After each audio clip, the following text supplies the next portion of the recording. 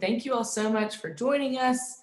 I know some of you all have been here for the full 4 weeks that we've been doing this Grow Smart 101, and we're glad you're here. So welcome to our last session of Grow Smart 101, which is called Growing Our City. So really appreciate each of you taking the time today to become more engaged members of your community. So once again, for those of you who don't know me, my name is Brittany Rothmeyer, and I'm the Executive Director of Fayette Alliance. So we are so proud as an organization to present Grow Smart 101 for the UK community on a wide range of topics, from growing our city in a smart, equitable, and sustainable way to agriculture and the significant impact that it has on our community. So this, as I mentioned, is our 4th and final session of the program, and we hope and look forward to seeing each of you at our future educational events. And hope that you all will sign up for our newsletter and sign up for some updates so you can stay involved with Fayette Alliance and become an advocate for smart growth in this community. So before we jump in, did want to just mention a few housekeeping items. Again, everyone's on mute. Please remain on mute until we go into our breakout sessions. So if you all have any questions, please feel free to put them in the chat. We definitely want to get to those as we have a great conversation with our guest of honor today, and we'll do our best to answer all of those questions in our Q&A session. So we will start off with a short discussion with Councilmember James Brown, who is the 1st District Council member with the Lexington Fayette Urban County government. So we're so glad that he's here with us today. After that conversation, we will move into a Q&A. And then I will present on Fayette Alliance's vision for smart growth here in Lexington. And then last but not least, we'll place you all into breakout sessions so you can discuss and break down a little bit of what you've talked about and heard about today. So everyone should have received term definitions and links to resources in the email yesterday and then this morning with the follow-up as well. We will also be sending out a recording of this session to everyone next week. So stay tuned for that. If you know some people that wanted to attend today but couldn't for some reason, we'd love for you to share that recording with them so they can stay up to date on what we've been discussing. So once again, just want to do a quick overview of Fayette Alliance and who we are and what we do. So we're a nonprofit land use advocacy organization. So we are completely funded by donations from engaged community members like all of you. We're dedicated as an organization to achieving smart, equitable, and sustainable growth in Fayette County in 3 main areas. So the first is advocacy. So we work at City Hall to advocate for policies and laws that promote the sustainable and equitable growth of our city and preserve and promote our farms. So our second pillar is research. So as you'll have heard me say, we know the question is not if we grow, it's how we grow. So we focus on the how by working with experts to conduct research on the complex issues facing us as a community. And then the third is education. So we hold an annual 4-session program called Grow Smart Academy every summer. And this course that we've been doing for the past 4 weeks is based on that signature program, Grow Smart Academy, which we've been doing for 11 years now. So we want, and the goal of that program is for community members to get involved and understand the issues that affect us all as a community. So we also have various in-person networking and educational events called Grow Smart Academy 2.0. And that's what I really hope that you all will continue to stay updated and tuned into. So we hold those every other month, and we hear from local experts on a variety of topics throughout the year. So through our programs, our newsletter, and our various social channels, make sure you follow us on Instagram and Facebook as well. We really want our community to understand how land use decisions and land use policy impact our community's health, economic development, environment, and quality of life, as well as how to be an advocate for those types of policies. So before we jump over to Councilmember Brown, I want to talk briefly about why Fayette Alliance focuses on land use and specifically growing our city in an equitable way, which is what we call smart growth. So in our community, smart growth looks like responsibly using our land. It looks like housing our neighbors at all of the income levels by creating options that are diverse and affordable, including our missing middle housing like duplexes and fourplexes. And it also includes increasing access to truly affordable housing by updating the city's outdated planning and zoning policies to make development of this type of housing more feasible. Some of Lexington's zoning policies were written nearly a century ago. So these policies, many of which have disproportionately impacted marginalized communities, segregate our neighborhoods, and stand in the way of smart growth. So with growth and change in Lexington and across the country come real challenges, especially as they relate to equity. Cities across the country are grappling with equity concerns related to growth, manifesting themselves in the form of something called gentrification. So we have spoken about this in prior sessions, and I want to share with you all a brief video before we jump into that conversation with Councilmember Brown and his work on this particular topic.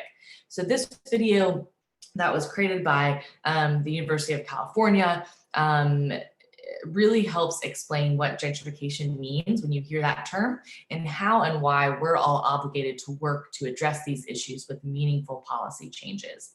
So while we don't want to stop investment and change happening in our communities, we do want to ensure that those communities that are most vulnerable in the neighborhoods that have borne the brunt of these changes all over the country, because they have been disinvested for decades as a result of our policies, see policy solutions that address how they can benefit from that investment that's being made in our communities, and how we can provide more housing for our neighbors at all income levels and a higher quality of life for all of us. So after we watch this video, we'll jump into our conversation.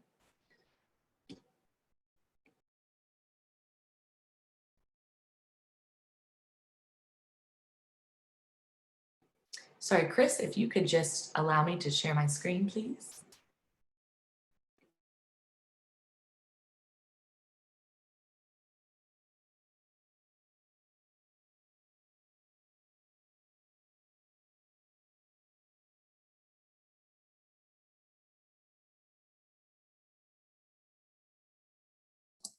You should be all set, Brittany.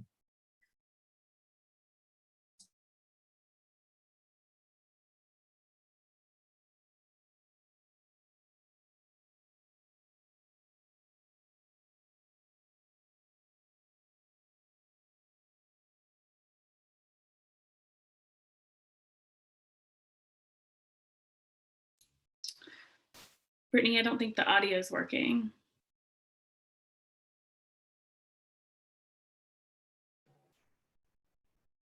In the news and in literature have gone up.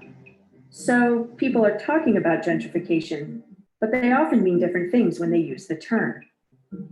Gentrification is a process of neighborhood change that includes economic change in a historically disinvested neighborhood by means of real estate investment and new, higher income residents moving in, as well as demographic change, not only in terms of income level, but also in terms of changes in the education level or racial makeup of residents. Gentrification is complex and needs some explaining. To understand it, there are three key things to consider: the historic conditions, especially policies and practices that made communities susceptible to gentrification, the way that central city disinvestment and investment patterns are taking place today as a result of these conditions, and the ways that gentrification impacts communities. Over the last century, many policies and practices have created racialized patterns of disinvestment in city centers that have left low-income communities of color particularly susceptible to gentrification. From the 1930s through the late 60s, standards set by the federal government and carried out by banks explicitly labeled neighborhoods home to predominantly people of color as risky and unfit for investment. This practice, now known as redlining, meant that people of color were denied access to loans that would enable them to buy or repair homes in their neighborhood. Other housing and transportation policies of the mid-20th century fueled the growth of mostly white suburbs and the exodus of capital from urban centers, in a phenomenon often referred to as white flight. Take the GI Bill as an example. The program guaranteed low-cost mortgage loans for returning World War II soldiers, but discrimination limited the extent to which Black veterans were able to purchase homes in the growing suburbs. In fact, the Federal Housing Administration largely required that suburban developers agree to not sell houses to Black people in order for the developers to access these guaranteed loans. Left behind in central city neighborhoods, low-income households and communities of color bore the brunt of highway system expansion and urban renewal programs, which resulted in the mass clearance of homes, businesses, and neighborhood institutions, and set the stage for widespread public and private disinvestment in the decades that followed. In more recent history, the foreclosure crisis also contributed to neighborhood-level vulnerability to gentrification. In low-income communities of color, disproportionate levels of subprime lending resulted in mass foreclosure, leaving those neighborhoods vulnerable to investors seeking to purchase and flip homes in bulk. Today, both people and capital are flooding back into these historically disinvested neighborhoods.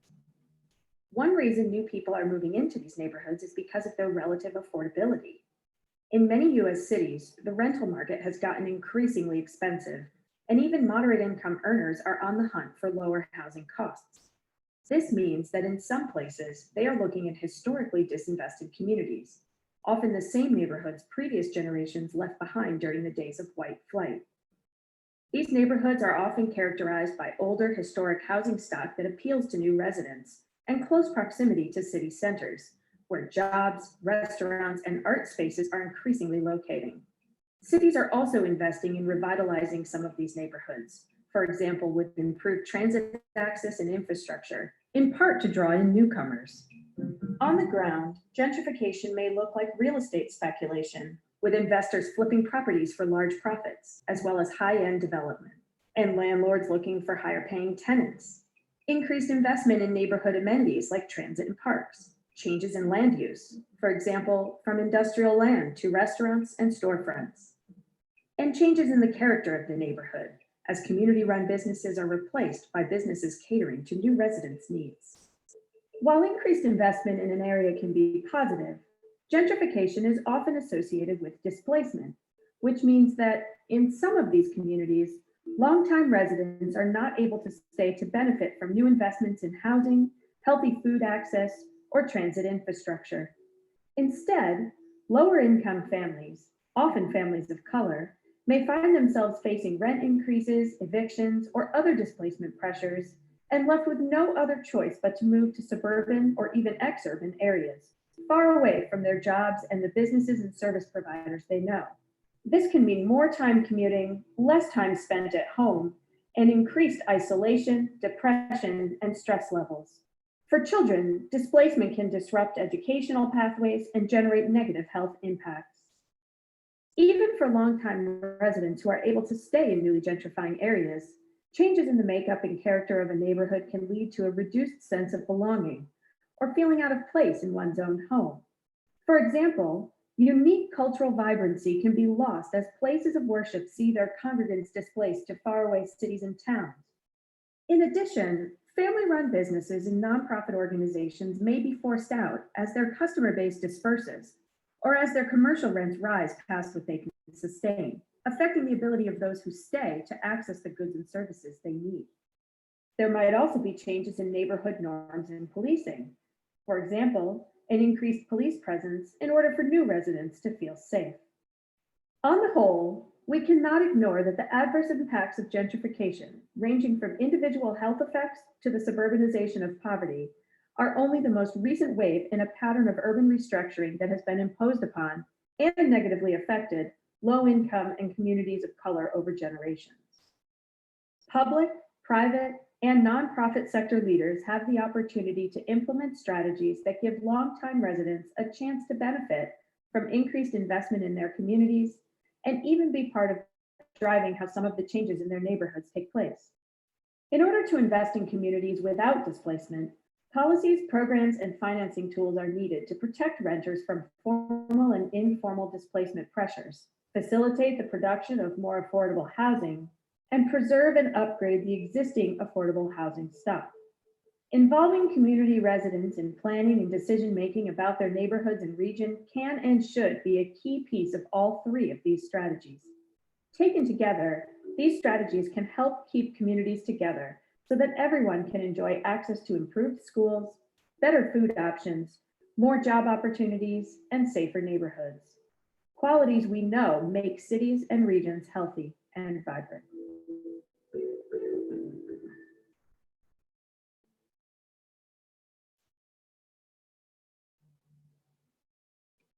All right. Well, I hope that that was helpful. It certainly was Oh. Sorry, having trouble here. I hope that that was helpful, and I hope that you learned something that you didn't know as we have so many conversations around growth and around development and around the impacts of that and the challenges that we face in doing so as they relate to gentrification. So without further ado, I want to welcome Councilmember James Brown. Thank you so much for being with us today and being willing to talk about your role at LFUCG, and especially as it relates to your work on gentrification in our community. So can you tell us a little bit about your roles at the Urban County Government, and specifically on the Housing and Gentrification Committee and the Task Force on Neighborhoods in Transition? Thank you, Brittany, and hello, everyone. I'm James Brown, 1st District Councilman here in Lexington. I represent the 1st District, which is North Lexington, and it's pretty much, if you're looking at it in a pie shape, roughly Newtown Pike all the way out towards the interstate. If you swipe it all the way across to Winchester Road, there's some cut-ins and there's some cut-outs, but that's primarily the geographical location that I represent.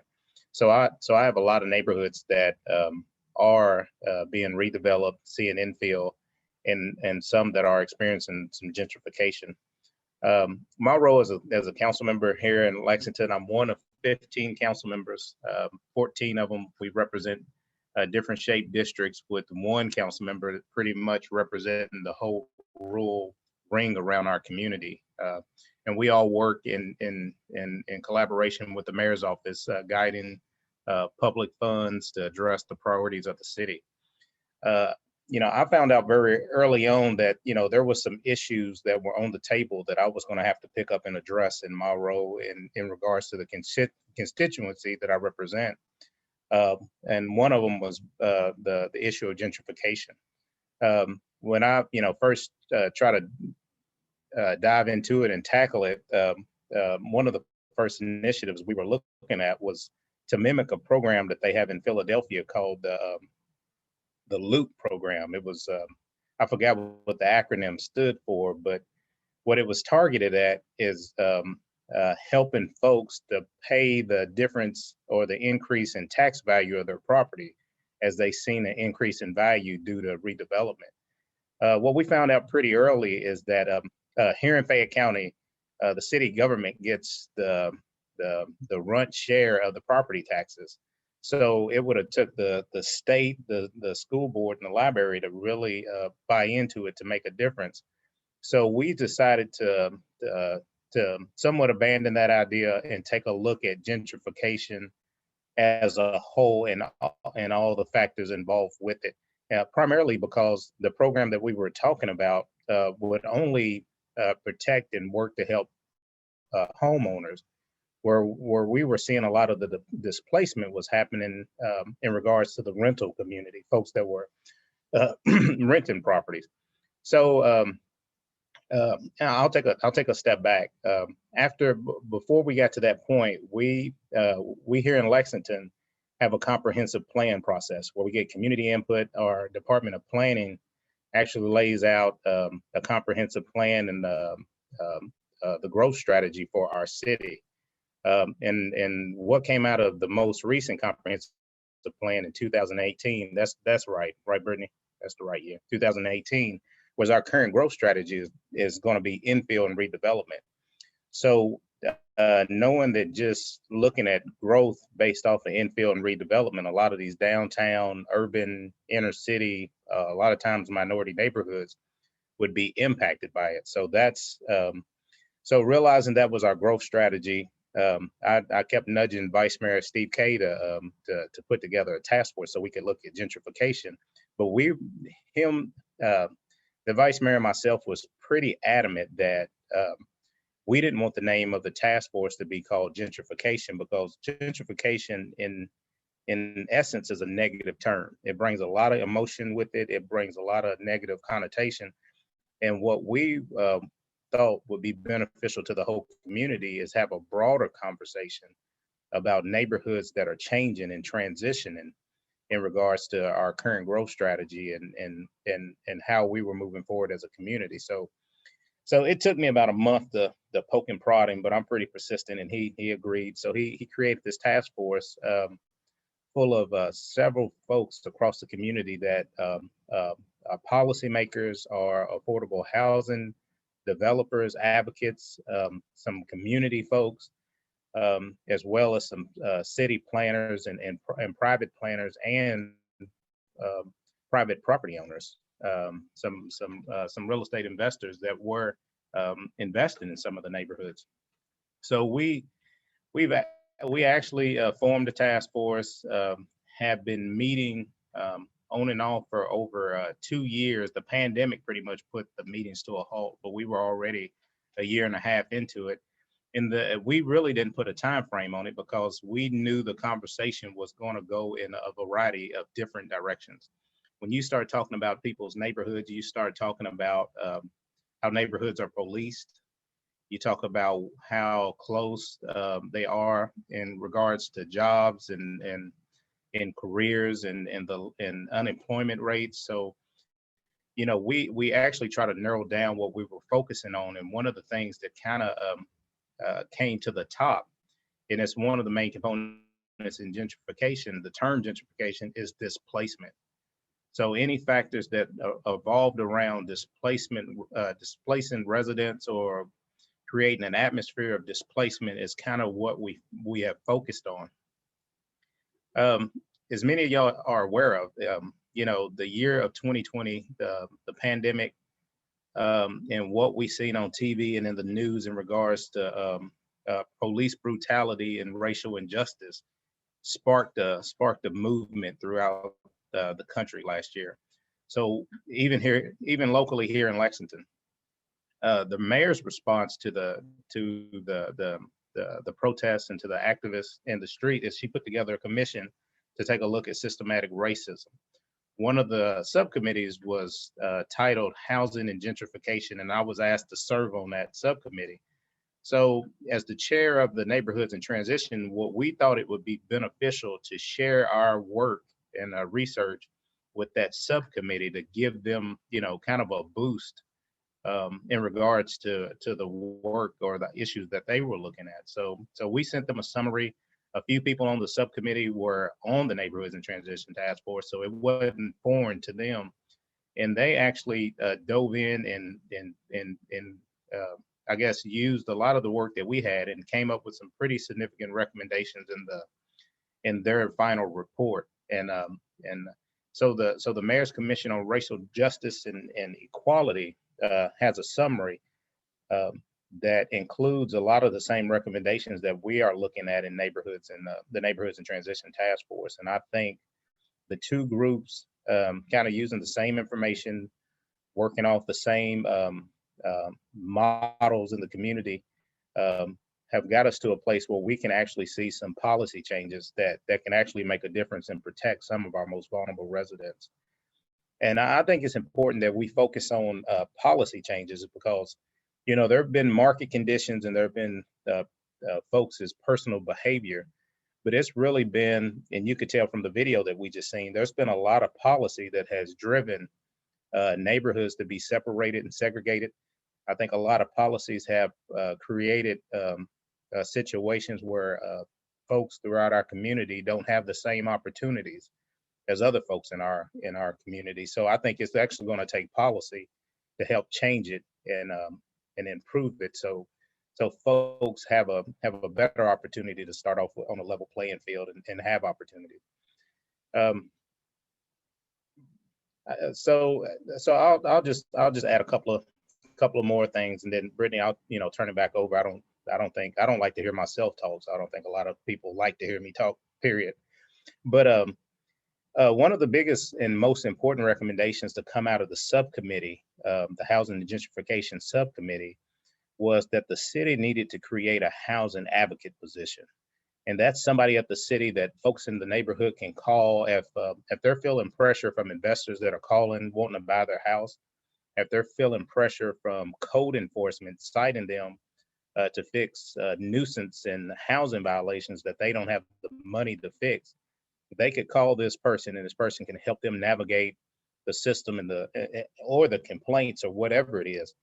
So the mayor and our CAO here at the city took that recommendation and a few other recommendations and came up with an idea of creating a brand new department in city government called Housing and the Department of Housing and Community Development. So they're going to put code enforcement under this department. They're going to put grants. They're going to put our Division of Community and Resident Services and a few other, I think historic preservation is also going in this department. In this department, and then they're also going to create that position, that housing advocate position, and give it the support that it needs to actually function and service the community like we need in regards to addressing these issues around growth, gentrification, and the lack of access and resources. So I think we're actually in a position to actually make some real headway and actually, I said actually like 4 times, do some good. I mean, I think it has the potential to be real transformational in regards to our neighborhoods, our city, and our whole community. The other thing I'll say too is that, this comprehensive plan is a 4-year plan. I'm looking at Brittany. Brittany's probably more familiar with it than me. 4 or 5 year plan. 5, yeah, but our plan's updated every 5 years. 5 years. So we're creeping up on. They're going to start They're going to start working on the new comprehensive plan probably at the end of this year, the beginning of next year. I'm encouraging everybody that I talk to get involved with that process. They do a good job, our planning department and everyone involved, with trying to reach out to the community and get input and guiding that document and that plan. But I think the more voices that we have, the more people that we have engaged, especially young people, when we're talking about students and we're talking about young professionals, we want to create an inclusive opportunity, event-filled quality of life type of city that folks want to live in and stay in once they finish school, once they start their career.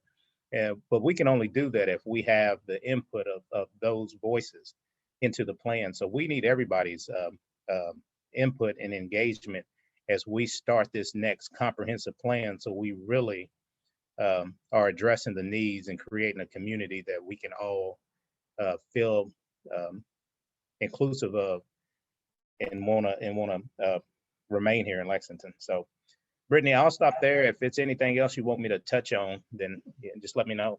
Sure. No, thank you so much. I mean, I think you hit a lot of really good points in that last one, I think being extra important, because I think that, as we talk about growth, an important part of making sure that our growth, as we talked about, is equitable to all of our residents and all of our neighbors and all of our citizens. It's whose voices are at the table. And so I think that that's a really important point. And what we've been encouraging the students that are attending these conversations for the past 4 weeks is, there are wonderful reasons for you all to be involved in these conversations. You all are the future of our community. And the planning that we do now impacts what our city looks like, in 5 years, but really in 10 years and 20 years and 50 years. And so really, being able to utilize your voice during this comprehensive plan process that will be upcoming, that the council member touched on, is really important. And I think too, I was just going to ask you to touch on a couple of other policies, but I think it's important to note too, in our planning department and our comprehensive planning has to be really based on this community engagement. And so our last comprehensive plan was by far the biggest community engagement that they've ever done, with 10,000 people being a part of that. We want it to be more. We want more people to bring their voices to the table, to talk about this growth, because I think that as we think about our growth strategy in infill and redevelopment, and its relationships to gentrification and the impacts on our vulnerable communities and our neighborhoods in transition, I think that we have to be really careful too how we talk about that, because what has created these disinvested communities are the policies that have been in place since our planning began, right? Since the 60s, when our zoning ordinance was really kind of revamped and put into place. And those policies have resulted in these areas of disinvestment in our community. And so all communities across the country are facing these issues of when reinvestment is being made in communities, whether that's because downtowns are being revitalized, people are looking for more affordable, places to redevelop areas, that these are problems that are happening across the country, and we're trying to grapple with them.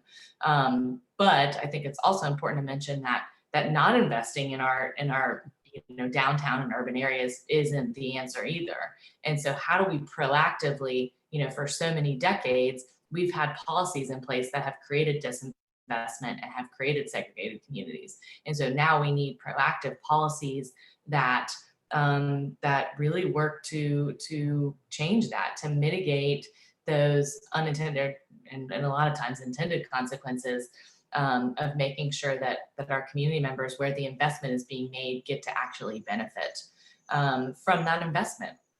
As we see it happening in this infill and redevelopment, which our community certainly needs. We don't want disinvested communities anymore. And so I was just wondering, Councilmember, if you could touch on maybe just a couple of other policies that you see coming out of either Neighborhoods in Transition Task Force that you've been leading, or the Housing and Gentrification Subcommittee that you feel could be really instrumental, in addition to the Housing Advocate restructuring, which I think is an exciting development. If you could talk just maybe one or two other policies that you really seeing having the potential to have some great impacts as we move forward.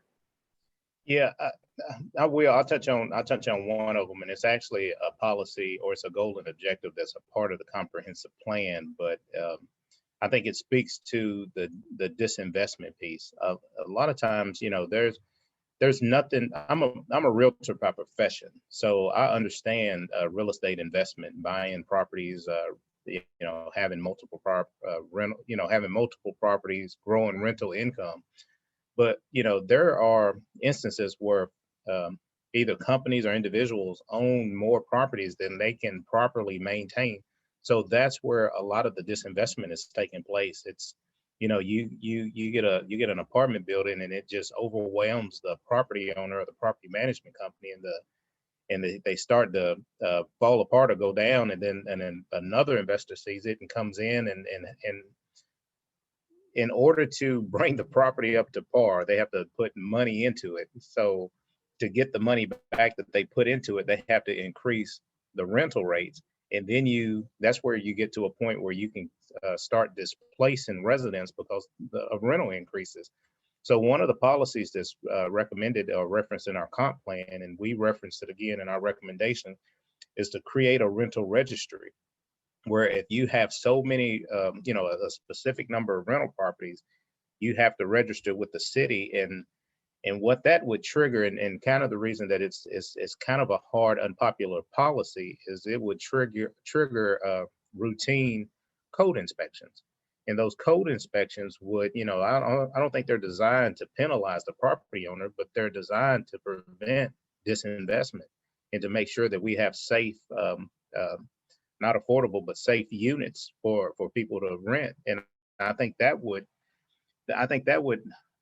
hold some of the landlords that get in over their head accountable, and prevent that displacement that sets up the opportunity for somebody to come in and invest a lot of money and have to raise the rents to get their return. Another policy in regards to affordable housing, we have an affordable housing fund here in Lexington. It gets funded at $2 million a year. I think the original recommendation when they did the study to look at Lexington's affordable housing market was recommended $15 million.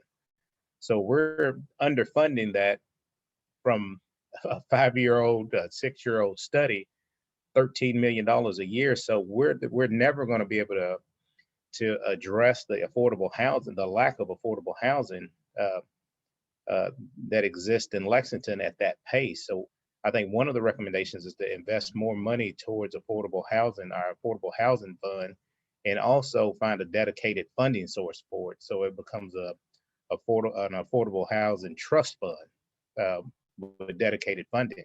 And I think that can help address some of the issues in regards to increasing our affordable housing options and preventing displacement and creating more opportunity for folks that want to live in Lexington to be able to afford to live in Lexington.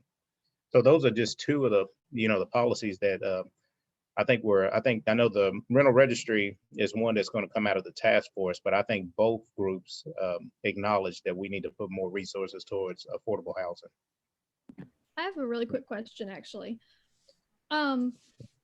So talking about like policy changes and everything, I was curious as to what anybody would think about like a policy change that kind of revolves around areas that are affected by gentrification. And the policy change that I'm curious about is, what if in these areas that are affected by this, the people that are already like living in these areas, whenever there's like an increase rate in like housing payments, like if the people that are already living there, the housing payments stay the same, but people that move in, it's like higher housing payments so that the displacement doesn't happen. Is that something, I mean, I'm not sure if I'm explaining that very well, but is that something that's a policy change that has been discussed, or is something that would work? Yeah, well, I think your question is rent control. Is there a policy that we can put in place to do rent control? That's one of the policies that have been that I've heard recommended in other conversations around gentrification. I don't necessarily know how I don't know what the political will is to make that happen. And then I guess I don't necessarily know how it would work, because a lot of times what happens and why this is happening are market forces. It's just basic supply and demand. So and then when we're talking about displacement, sometimes it's renters. So you could put some kind of control on that, but I wonder if it would have to be something that's subsidized by the government for the property owners. And then when you're talking about homeowners, that there's a homestead exemption that the PVA, the property valuation administrator, has the ability to do. If you're a certain age and you've owned the property for so many years, your tax value caps. And so that keeps your property, your house payment from escalating on the tax side of it, not the insurance side. So that's one thing that is in place that some people don't know about. So that's one way to address controlling rents. But when it comes to rental property, I think that's a good suggestion. I just don't know how it would play out in an everyday scenario. But I think that's a good idea, good suggestion. Well, thank you. Yeah. That's a great question. Anybody else have any questions? Please feel free either to chime in or put them in the chat. I would love to get to your all's questions and provide this forum for more questions like that. So thank you for that. Was a great one.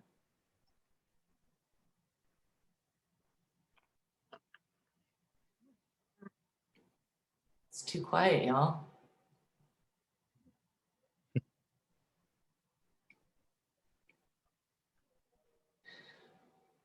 If there are not any more questions, sorry, muted myself there. If there are not any more questions, Councilmember Brown, I think that was a good conversation, and I'm glad for the students to get an understanding and a picture of how these issues are being worked on, because I think that not only are they not new, but they're not easy, and they take time and intentionality to really address and really undo some of the harms that have been done to our most marginalized communities over the past decade. So, we certainly feel hopeful about the work that you've done on the Neighborhoods in Transition Task Force and the Mayor's Commission on Racial Justice and Equality in the Housing and Gentrification subcommittee as well. And we hope to see continuing conversations around these. And for everyone here, I hope that you all will stay updated. Ashley has shared some links to where you can see updates on some of the work that Councilmember Brown referenced. And again, sign up for our emails and updates, and we'll provide some updates on those as well. So Councilmember Brown, thank you so much for your points and discussion about these really important items, important issues and challenges in our community, and some of the ways in which those are being addressed. So we appreciate you being here. Please feel free to stay. I'm going to present on Fayette Alliance's Grow Smart project and vision for Lexington. And then we will have some more time for questions and then go into breakout sessions. So thank you again, Councilmember. We appreciate you being here, and feel free to stay around. But we'll jump into a Fayette Alliance report right about now. All right. Well, thank you, Brittany. What I'll do is I'll put my email in the chat. So if anybody has any questions for me, they can reach out. And I appreciate all you're doing at Fayette Alliance, and I appreciate all the being able to talk to all the students at the university. So thank you. Thank you so much, and that would be great. I'll hopefully, if you all do have any questions, please feel free to use that email, or you can always reach out to us too, and we're happy to pass those along. So thank you again, Councilmember. All right, so changing course just a little bit. As I mentioned, and as we really talked about over the past 4 weeks, we're talking about smart growth. And for us at Fayette Alliance, the question is, what does smart growth look like here in Lexington? So as an organization who advocates for focusing on how we grow and not if we grow, our work focuses, like what we've talked about, on many things. So it focuses on housing, focuses on infrastructure like roads and sewers and trails, focuses on environmental sustainability, focuses on development, and it focuses on farmland.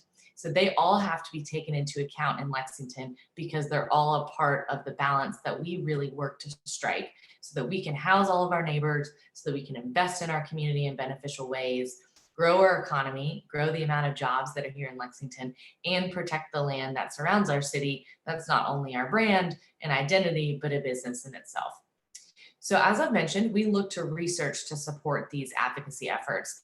We've looked at the economic impact of agriculture that you all heard from Dr. Allison Davis, the cost of community service that we require as citizens, like infrastructure and police and fire and services and schools.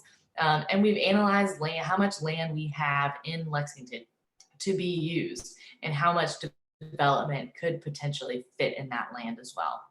And so one of our signature project called Grow Smart illustrates the growth opportunities that we have in our city. It visualizes and provides a vision for how we could grow based on our resources, based upon what we have here, but also takes into consideration what we must actively do to make sure that this growth is equitable.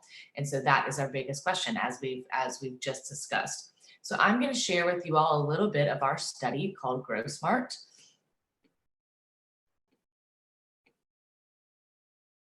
Just a second here. And this was something that we did in conjunction with an urban planning firm. That's a nationally recognized firm called Ward X Sargent. They have an office here in Lexington, and we worked with them to develop this plan. So again, it's called Grow Smart. So how can we visualize the opportunities for growth here in Lexington in Fayette County based on everything that we've talked about? So this, I think, is really interesting to see just the history of growth of Fayette County itself. So you all can see the blue part here represents our urban area. So, beginning in 1775, you can see, I know it's small. Let's see if I can zoom in there a little bit. But you can see how our population has grown over time, and how our urban area has grown and changed as well to accommodate those needs. So you can see here, this is what we're working with right now. These are some images, some historical images of what our city looked like over time. And I think it's really amazing to think about how we've grown over the years. But with that growth comes challenges. And we've talked about so many of those issues over the past 4 weeks, and even just here today that Councilmember Brown touched on. So one of our questions at Fayette Alliance was, considering the land that we have in our urban area, what are the opportunities for development? And I think it's important to clarify that this doesn't mean that all of this land will be developed in this way, that it could be developed in this way, based on who owns it, the property owners, and what they decide to do with this land, but it is a vision. And we think at Fayette Alliance that it's critical to illustrate what the opportunities are. We have to, as a community, understand what those opportunities are to make them into a reality. So this is what we call the underutilized property study. And this was a big piece of research that we did in 2017. And it color codes here the acres that we have classified as either vacant, meaning they're vacant as classified by the PVA, the Property Value Administrator, undeveloped, which means that they may not be categorized as vacant, but they do not currently have buildings on them, and then redevelopment opportunities. So the darkest red, like you can see right here, is vacant land. The lighter red is undeveloped land, and then the yellow are redevelopment opportunities. And so what we wanted to do was look at non-residential, meaning not specifically for housing right now, which are so property that's non-residential, but are underutilized and has low floor to area ratio. So that means you've got a big property, maybe a big parking lot with a small building on it. So underutilized means not utilized to the best of its ability or efficiently maximized. And so what a Lord X Sergeant did for us was quantified that as well. So this map shows where those areas are, where the greatest opportunity for development exists. And again, these redevelopment opportunities are non-residential. So this isn't in our existing neighborhoods. Our greatest opportunity for development doesn't exist, where our neighborhoods already exist. It really exists in our commercial areas, which aren't being utilized to the best of their ability. And this might be, big box stores, for instance, that are changing. And that's really the cyclical nature of cities, I think, has a lot to do with that as well. But the quantification of that is here at the bottom left. So we have 5,600 acres of vacant land, 2,300 acres of undeveloped land, and 9,200 of underutilized land, which means has the opportunity for redevelopment. So in total, we're looking at approximately 17,000 acres of land inside our urban area that has the potential for redevelopment. And so the question for us is then, we wanted to understand the foundation of, what does the data show us? And then the question really is, how do we incentivize this land to be developed? Because like I said, people, individual property owners own this land. How can we, as an advocacy organization, advocate for policies at City Hall that incentivize this land to be developed? How do we make it easier for developers to develop this land? How do we make them want to build housing where maybe a parking lot exists right now? So those are the big questions that we're constantly dealing with as we think about growth. And so I know that we've talked a lot about missing middle housing and that being a really big opportunity for this community. So how do we increase the supply of housing here in Lexington? We increase housing choice. And that also increases affordability. Not everyone can afford a single family home, although 60% of our residential land is zoned for single family homes. And so that's a really big question. How do we make housing more affordable, in addition to what Councilmember Brown touched on, like increasing the funding to our Affordable Housing Trust Fund? And missing middle housing is being looked at as a real solution to these issues. So I just wanted to give you all a little bit of a visual of what does missing middle housing look like.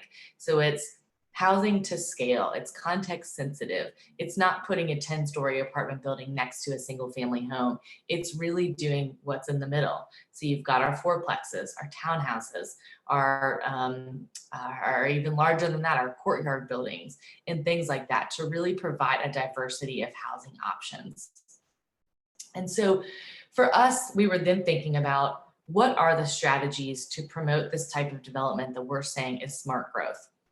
And so from a very high level view, we looked at, how can we make recommendations and advocacy efforts for land use and development how can we make recommendations for quality of life infrastructure? So this means for roads and trails, and then for bike ped access as well. How do we make our community more walkable, more bikeable? And what we saw the last time when we talked about responsible infrastructure, like the work that they're doing on Imagine Nicholsville Road and like the work of Town Branch Commons, how do we make our community a better one for us all?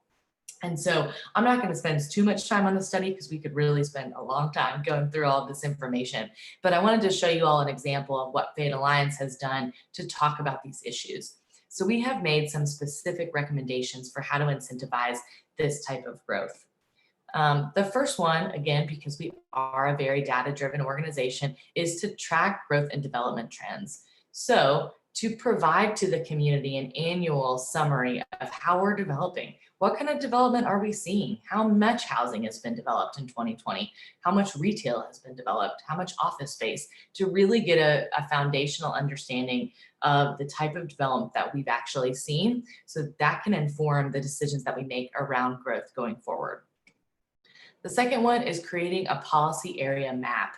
So for us all, and for all of you who don't spend as much time thinking about the comprehensive plan as we do at Fayette Alliance, or as Councilmember Brown does as a council member, creating a map to really illustrate what the opportunities are and where we're expecting and imagining growth to take place. So I'm just going to show you, what we've imagined that to look like based on our comprehensive plan that we talked about on the very first week of Grow Smart 101, what that can look like. And forgive me just for a second, it takes a second to load. So this is a map that we have drawn and illustrated to say, this is where we imagine the majority of our growth will happen as we move forward as a community. And it, again, color codes it. You've got our downtown core here, our suburban corridors in blue, our regional centers, so the places we know like Hamburg and Richmond Road, Nicholsville Road, Beaumont, and our new neighborhood opportunities. You can see those in yellow. Those are where we expect the biggest chunks of residential development to take place. And again, bringing this vision to fruition involves updating our policies and making sure that our policies that are in place at City Hall actually encourage this type of development. So one more recommendation is planning for redevelopment along our commercial corridors. So like I mentioned, there's a lot of potential. There's a lot of underutilized property on our biggest corridors. So think about that. Next time you're driving down Nicholsville Road, next time you're driving down Richmond Road, imagine what we could do if we better utilized our land. And so I'll give you all just kind of a picture example of what that could be. So this is, again, this is just a visual illustration of opportunity. So this is on the corner of New Circle Road and Limestone, if this is familiar to you. There is a Goodwill and a Windstream right there. You can see the big parking lot. This is North Broadway when you're coming in from the freeway. And so we're looking at, what could this be if this land was better utilized? So this illustration keeps everything in place that was there. So it keeps the Goodwill, keeps the Windstream over there, this big empty warehouse in the middle. But it illustrates what's possible, how we could use that parking lot to create apartments, to create open space that we heard about last week, to create retail and trees and include green space and open space with housing. And so again, these are just an illustration of opportunities. What exists out there if we incentivize through policy change our developers to make development that better suited our needs as a community. And so the last one I do want to mention, because it's so important, especially to what we've talked about today, is how do we implement steps to address equity and inclusion as we talk about growth. So some of those Councilmember Brown touched on, and we've listed some others here. So how do we better track that data, track our development trends in our vulnerable neighborhoods, in our neighborhoods in transition? How do we preserve existing affordable housing and increase funding to the Affordable Housing Trust Fund? So all of those are enormous concerns, really important all the way around. And this is just a summary of how Fayette Alliance has worked behind the scenes with our research partners to talk about these issues and imagine solutions to them as well. And so this table is really just it's a lot of numbers, I know, but it's a quantification. And so that's another piece of our work, is to say, if we were to utilize this land at a higher capacity, what potential would there be? How much housing could we build if we did this, if we put policies into place that truly did this? And what we came up with, based upon applying this to underutilized land across our city, is that we could come up with 30 to 40,000 units of housing in all different types of housing across the city if we better utilized our land. And so that's just something to really consider when we think about what's possible here. There are a lot of challenges. We've got to be cognizant of those and address those every step of the way, but there really is an enormous amount of possibility as well. So, let's see, I want to share one more thing with you all before we go into some questions and answers and go into our breakout sessions as well. But to summarize what I've talked about here and the research that we've done into what smart growth could look like here, I want to share with you all how we've described what smart growth in Lexington will look like as we move forward in form of priorities and policies. So what we're going to continue to advocate for moving forward.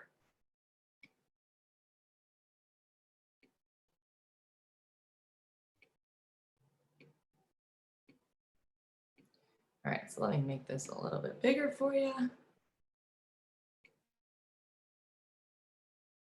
All right, so for us, breaking down, what does smart growth look like here in Lexington? Let's see if I can get this to stay. Nope. Okay. So what does smart growth look like for Fayette Alliance? As we were really thinking about this, sorry, let's see if I can, oh, I see. Okay, so what does smart growth look like in Lexington? I've got it now. This is just a breakdown, and I know it's a little bit text heavy, but this is a breakdown of what we think if Fayette Alliance's smart growth looks like here in Lexington. It looks like encouraging infill and redevelopment, like we've talked about, by building on vacant and underused properties that I highlighted in our Grow Smart project. So how do we encourage redevelopment of parking lots or redevelopment of existing buildings like empty office buildings for new purposes that better suit what our community needs? How do we envision smart growth? Housing our neighbors at all income levels, so creating these diverse and affordable housing options that I mentioned, including missing middle that I showed you all the visualization and illustration of. Research shows us that neighborhoods with a variety of income levels and backgrounds are more prosperous and benefit the entire community. So our entire community, every one of us can benefit by offering this greater supply and affordability range for housing.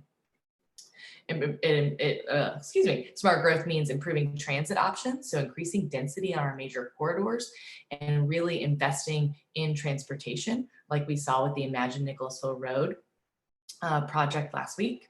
It means responsibly using our land inside our urban services boundary because expanding that and increasing urban sprawl just works to drive city resources away from underserved communities.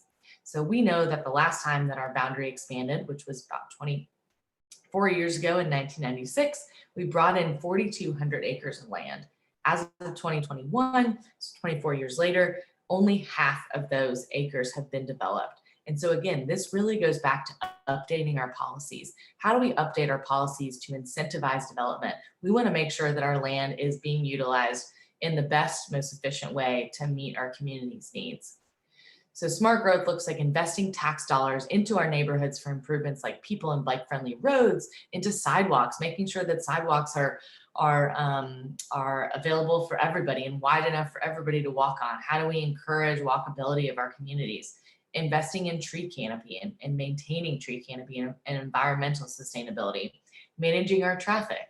Again, we talked about the Imagine Nicholasville Road project, really looking at how we control traffic and ensure that our community is being built for people and not just for cars. And also thinking about water quality in our sewer systems, making sure that we have clean water and that as we develop and use up our land, that we've got proper sewer systems to handle that type of development. And then lastly, but certainly not least, again, it's something we've talked about today and in sessions prior, and that's increasing the supply and access to affordable housing. So updating our zoning, planning and zoning ordinance, using our zoning ordinance text amendments like we spoke about before, like increasing floor to area ratio, reducing and making more flexible our requirements for parking for new developments, and increasing open space and green space to make development more feasible. And again, to make sure that our development moving forward is people friendly and not just built for cars. So this is really just another overview of Fayette Alliance. So again, our mission as an organization is to positively impact planning and zoning policies through our advocacy, through our education, and through our research that create a better quality of life for all of us as Lexington residents. So again, we know that our zoning policies are old and outdated and must be updated and must be modernized to really reflect the needs of our community now. So how can we do that? To encourage efficient land uses, to provide more housing options, to prioritize investment in our existing neighborhoods and our existing communities, while also discouraging displacement and putting policies in place to make sure that the residents as part of those neighborhoods experiencing investment are able to benefit from that investment as well. We want to stimulate economic development. So we want to increase the amount of jobs that are available here in Lexington, and always balancing that growth with the promotion of the land that surrounds our community, our farmland, and our really strong rural economy.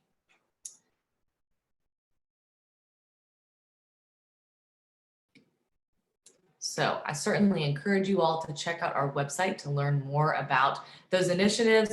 I could talk your ear off for the rest of the day about all of it, but I hope that this was really helpful in putting all of our sessions together for you all and showing you why smart growth is critical to our future as a community. The question, as I've said before, it's not if we grow, it's how we grow. So this is how our land use policies are related to housing, are related to development and job growth and quality of life and equity. So the farmland surrounding our city is valuable not just for its beauty, but because it's the basis for 1 out of every 12 jobs in Lexington. That we must balance all of these things, all of these assets, and all of these needs together to keep Lexington the extraordinary place that it is for all of us. So what questions can I answer for you all today before we jump into our breakout sessions? Any questions from anybody? After everything that you all have seen and heard and learned.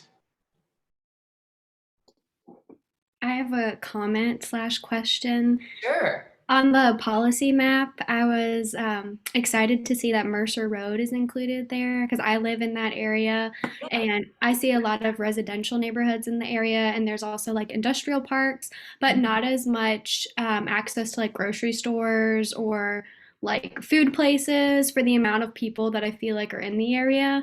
So I've always wondered if that was something like the city was considering developing, or if it's in the works, or what was happening, because I feel like there's a lot of potential there and it's not really being utilized. So yeah, that's exciting to see, and I'm definitely going to look into that more. Absolutely. That is an excellent question. And we were actually speaking with your council person, who is Councilmember Josh McKern in the 2nd District, and he was speaking to that exact thing. That's one of the biggest concerns that he hears from his constituents, like you, is that there's a lot of development, but there's not enough amenities. And so that is a really big part of how do we continue to grow smart.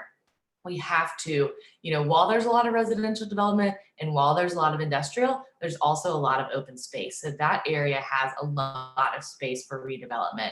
And so that's something that is actively being worked on actually as well, is how do you incentivize the development of amenities and really the development of entire communities. So when we're thinking about growth and we're thinking about these areas that have a lot of potential, not just focusing on building neighborhoods, but focusing on building communities. And that means building housing, building places for jobs like industrial development, but it also means providing those amenities. How do you go to the grocery? The basic stuff. Can you go to the dry cleaner? Can you go to the pharmacy?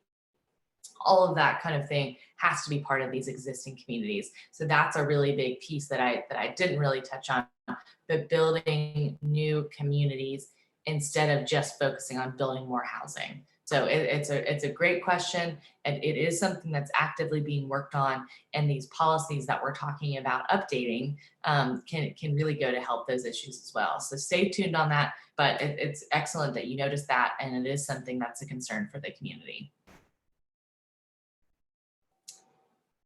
Any other questions, comments?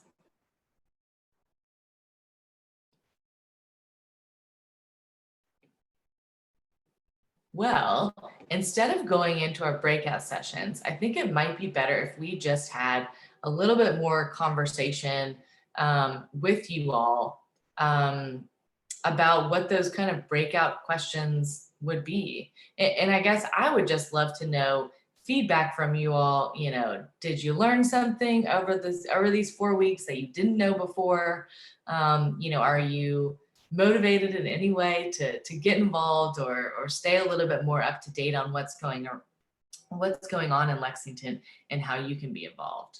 But I would just love any kind of comments, feedback. I know we've been together for 4 weeks. Y'all have been listening to lots of information. I know it's a lot, but I'd love to answer any other questions or just hear some feedback about what you guys are taking away from this moving forward.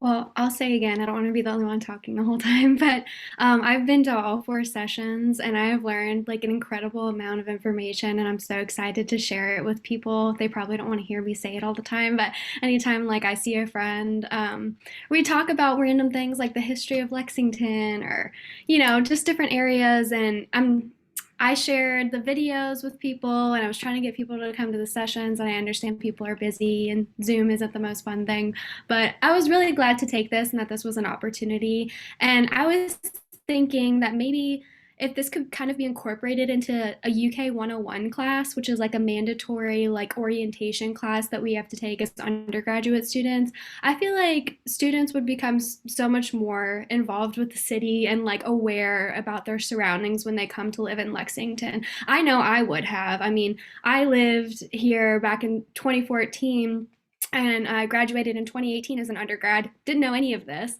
And luckily I came back here as a graduate student and now I'm learning all of it. And I just feel like I missed out on so much in that time because I'm just like in the little bubble of campus life. So I think it would be really beneficial for undergraduate students to learn this kind of thing, or just to have the opportunity. And I know it's hard to get people to come to events and stuff, believe me, but just having this opportunity, really, I did learn a lot, and I just want to share the information with everyone. So thank you for putting it on. Well, thank you so much. I really appreciate that feedback. That's good for us to know and helpful for us to know. And I certainly love the idea of it being, you know, part of that UK 101. I think that, you know, before I came to Fayette Alliance, you know, even as a young professional here in Lexington, did not know a lot of this information. And it has changed the way, you know, it's changed the way I experience my community and the way that I think about its future. And I think that can have a really great impact. So I really appreciate that. And I'm glad to know it. And it's something that we would certainly, you know, love to explore too, about that being a part of the bigger curriculum, because it's really critical. And I'm really hopeful that, and I'm glad to hear that it's been interesting and it's something that you wanted to share with others as well, because these are big issues, but they're really important for our future.